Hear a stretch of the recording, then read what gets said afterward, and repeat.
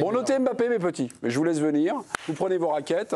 Attention, il y a une partie où il y a du texte. Hein. Voilà, la note, vous la mettez bien. 3, c'est un mauvais match pour Karine. 3 également, mauvais match. 4, c'est un match insatisfaisant. 2, c'est très mauvais.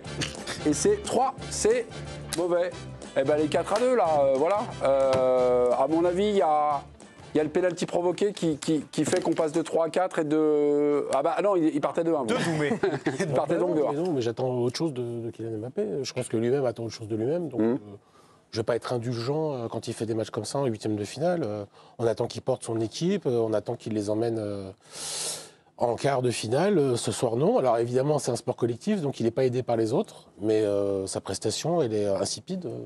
Elle est, je ne veux pas dire que c'est mauvais, non, c'est très mauvais. Très mauvais. Pas satisfaisant. Stéphane? Oui, c'est mauvais, bien sûr que c'est mauvais, mais bon, pourquoi je mets un point de plus? Parce qu'il y a évidemment l'action du penalty. Ouais. C'est le moment où il est servi par Bellingham, comme par hasard.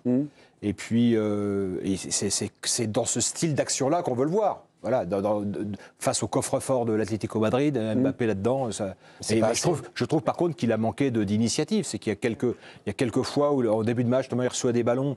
Il les remet en une touche. On peut aussi imaginer autre chose de sa part, un geste génial. C'est pas assez, Stéphane. Non, mais évidemment. Une belle action en 120 minutes. Mais je pense que vous avez à peu près les mêmes commentaires, mais pas la même note. Moi, j'ai un truc.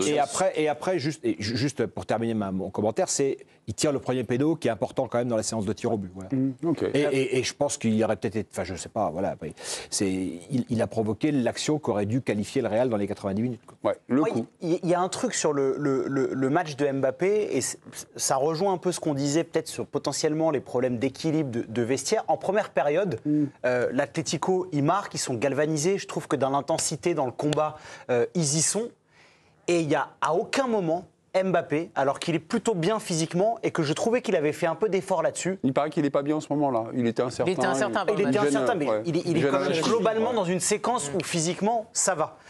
Le pressing. Zéro.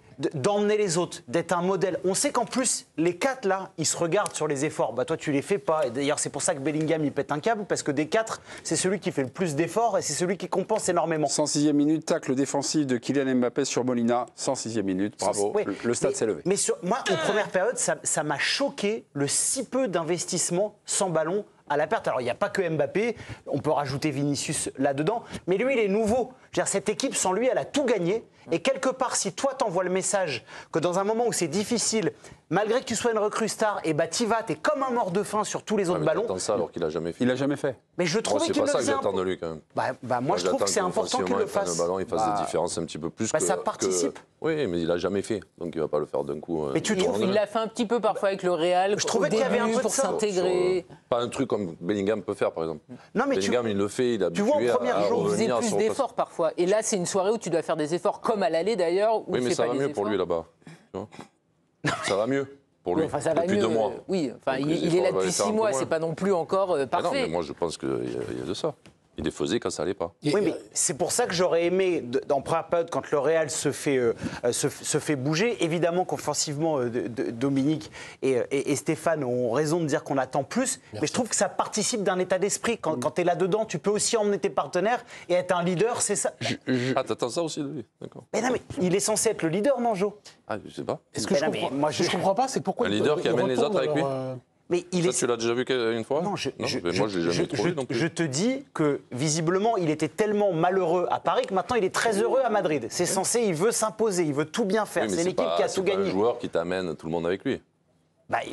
Par ses performances offensives, oui. Mais après, par ses encouragements, ce côté. Peut-être que je suis un peu naïf, mais moi je trouvais comme Karine qu'il en avait fait un peu plus. Et j'attendais à ce qu'il le refasse. Parce que surtout, si ce soir ça tourne mal, il y en a 2 qui en prennent plein la poire, c'est Vinicius et Mbappé. Les 2 ont été nuls et il y en a un en plus qui a arrêté le péno. Mais Mbappé, vu que c'est la recrue, si tu t'arrêtes dès les 8e de finale en étant sorti par en plus l'autre équipe de Madrid, là c'est la cata. Donc en fait tu peux pas miser tout sur la séance de tir au but. Donc je comprends pas que Mbappé même n'en fasse pas plus pour tout simplement pour soigner aussi son intégration à Madrid et son acceptation. Je voulais revenir. J'ai rien que faut. Mon beau, c'est Kiki. Faut au boulot, mon Kix. Dès la 28e seconde, là, le but génial de Gallagher. Donc, et si on parle du jeu, on va dire défensif du Real.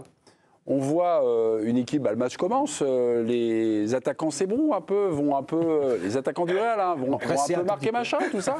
Et dès qu'il y a une perte de ballon, on voit que Tchouaméni est vachement haut et que l'équipe est tout de suite, elle est découpée en deux. Voilà, est-ce que ce qu'on raconte là sur Mbappé, sur Vinicius, sur comme ça, là cette équipe-là, elle est vite ouverte. Le but qu'ils prennent, il est quand même 100%. La responsabilité des défenseurs. Asensio. Et du talent des Madrilènes aussi. Et puis le match commence depuis 30 secondes. 28, ouais. C'est la première intervention d'Asensio qui déclenche l'action, en fait. Oui. Asensio, je ne sais pas ce qu'il fait d'ailleurs. Oui, en plus, il passe bien devant et puis il veut dégager alors qu'il a mis à 5 mètres un mec de l'Atlético. Il est fautif. Et après, l'action, elle part de là. C'est perte de Je crois ballon. que c'est le seul qui touche le ballon dans le. Oui. Non, mais c'est vrai. Hein. Oui, c'est le seul madrilène. Et après, il le retouche en déviant sur le centre. Mais sinon, ils n'avaient pas touché la balle. Ok, donc il n'y a pas fondamentalement de Après, jeu... ça va vite. Mendy, Ouais, Mendy, qu'est-ce qu'il veut faire? Il est pris parce que l'autre, il est sur le côté. Alors, est-ce qu'il peut réduire l'espace un peu plus? Moi, ce qui me surprend, c'est que le C'est Real ne soit pas difficile. prévenu qu'ils vont subir une entame comme ça. Parce que là, tout de suite, c'est un peu...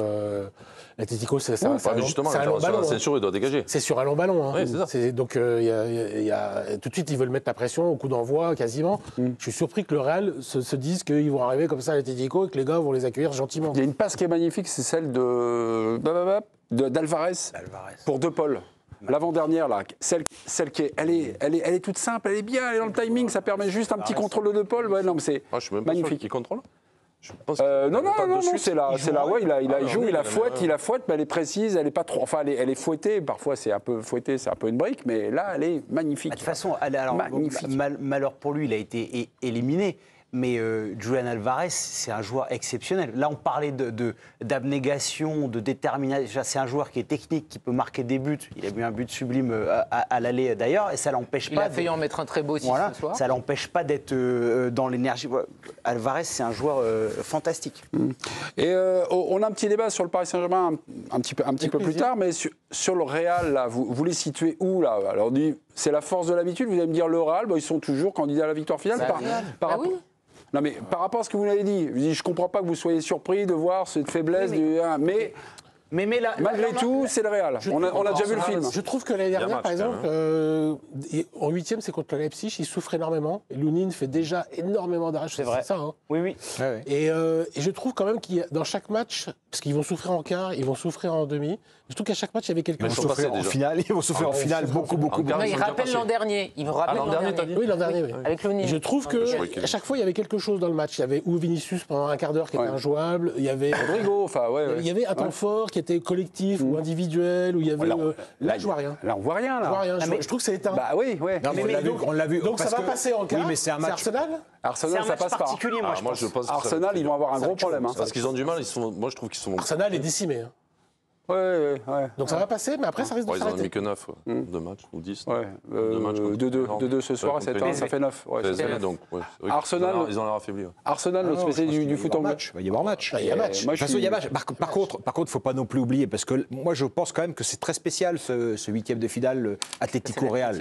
C'est compliqué d'analyser la vraie valeur du Real sur cet affrontement. Ouais, mais Giovanni nous dit... Le tour d'avant, on les a quand même vus faire à un moment donné une démonstration. Bon, c'était contre un Pito City, mais ils ont été en démonstration. Le match aller, il y a eu des bonnes choses quand même du Real, en première mi-temps en tous les cas. Moi, je pense que... En tout cas, moi j'ai du mal à...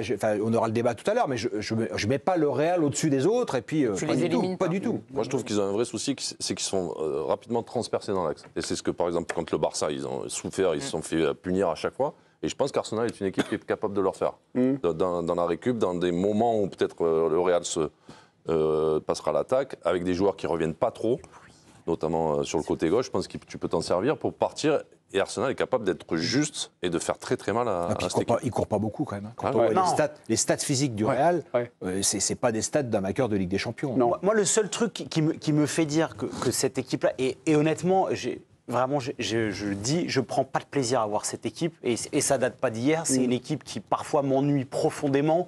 Parfois, je trouve qu'il y a trop de brins de réussite. Bon, il me gonfle. Mais en revanche, on peut pas leur enlever un truc, c'est que par moment, quand ils commencent à y croire, qu'ils sont au pied du mur et qu'ils allument la lumière pendant 15-20 minutes, je pense qu'ils sont capables de mettre une tempête à n'importe qui, parce que si pendant 20 minutes, il y a tout qui se connecte et qui se mettent à jouer un peu ensemble, ils sont capables de faire des ravages. C'est leur défi, Giovanni, c'est quand même de jouer ensemble. C'est invraisemblable. C'est invraisemble Mais c'est un gâchis immense de voir ce Mbappé-là et ce Vinicius-là. Ce Vinicius qui, comme le disait Dehic l'année dernière, nous a enchantés. Il était candidat au Ballon d'Or. Là, le mec. Sauf que derrière, pour envoyer des galettes, c'était quand même très dur que Ancelotti se retrouve à devoir gérer cette saison. Incroyable, c'est incroyable. Il sait où il est. Moi, je veux bien qu'il Karine, il sait où il est. C'est une équipe. Non mais attends, Ancelotti, il le gère. Makelele, il ramassait pour tout le monde. D'accord, mais pour l'instant, il le gère très bien parce qu'ils sont toujours en lice pour la Liga et pour la Ligue des Champions. Tu perds des joueurs en défense, tu dois à chaque fois composer en défense, tu perds ton métronome au milieu de terrain et tu dois intégrer un joueur qui évidemment, ça va pas faire plaisir à tout le monde parce que, il dérègle l'équipe et en plus, ça fait une star de plus dans l'équipe. Donc, c'est pas non plus une évidence d'intégrer Mbappé et de perdre ton meilleur joueur et de perdre énormément de blessés tout au long de la saison. C'est le rêve de Florentino Pérez. C'est gratuit, entre guillemets, c'est gratuit, il n'y a pas de transfert. Non, c'est pas gratuit. Non, c'est pas gratuit. C'est gratuit dans le sens où il n'y a pas de transfert. Il n'y a pas eu de. Il a mis entre guillemets. Ça coûte des ronds quand même. D'accord, mais par rapport aux 200 Carlo Ancelotti, il cherche la bonne mayonnaise, mais enfin, il avait plein de problèmes à gérer devant, milieu et défense. Vous savez pas le seul problème qu'il n'y a pas, c'est le Real Madrid, Karine, tu sais bien que c'est. Il le gère. Il est toujours en lice sur tout. Tu sais bien que Pérez a des marottes. Tu sais bien que Mbappé, c'est son défi. Il en a fait une affaire personnelle depuis des années. Oui, Carlo Ancelotti, il a pu l'avoir libre, au nez à la barbe du Qatar et du PSG. Ça le rend encore plus heureux. Donc voilà, évidemment, c'est pas gratuit. Permets-moi de te dire que ça règle pas tout. Quand tu es Florentino Pérez, moi je suis d'accord, tu fais un coup, tu prends Mbappé libre, c'est en-delà d'être un super joueur, parce qu'il ne s'agit pas de dire que c'est une pompe à vélo, évidemment. Non, mais il peut faire plein de trucs. T'es pas interdit non plus quand tu es le Real Madrid, que tu as un peu de sous, de prendre un défenseur central et de prendre un milieu de terrain pour équilibrer un peu tout ça. C'est pas interdit non plus.